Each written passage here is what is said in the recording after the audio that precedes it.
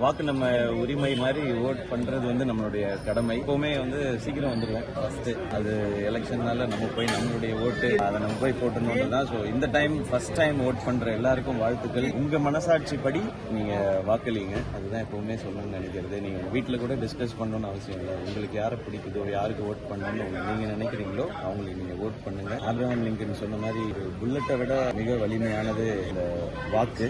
So அதை நம்ம பயன்படுத்திக்கணும்னு நான் நினைக்கிறேன். என்ன சார் சொல்ல விரும்புறீங்க? கண்டிப்பா எல்லாரும் போய் ஓட் பண்ணணும். அது நம்ம கடமை. நம்ம ஓட் பண்ணதுக்கு அப்புறம் தான் நம்ம எதுனாலுமே சொல்ல முடியும். நம்ம ஊர் இப்படி இருக்கு, இல்லை ஏதாவது நம்ம கருத்து ஏதாவது முன்னெடுத்து வைக்கிறனாலும் அதுக்கு முன்னாடி நம்ம முதல்ல ஓட் பண்ணிருக்கணும். நம்ம கடமையை நாம செஞ்சிருக்கணும்ன்றதும் என்னுடைய ரசிகர்களுக்கும் சொல்றது அதுதான். ஏன்னா இப்போ எல்லா இடங்கள்லயும் தேர்தல் ஆணையம் அதை ரொம்ப அழகா ஆர்கனைஸ் பண்ணி பண்றாங்க. ஸோ 10 நிமிஷம் 15 நிமிஷம்ன்றது தான் எங்க போனாலுமே. ஸோ இன்னைக்கு எல்லா இடத்துலையும் லீவும் விட்டுருக்குறாங்க. போய் எல்லாரும் கண்டிப்பாக ஓட் பண்ணுன்றதான் நான் என்னுடைய ரசிகர்கள் எல்லாருக்கும் நான் சொல்லிக்கிறேன்.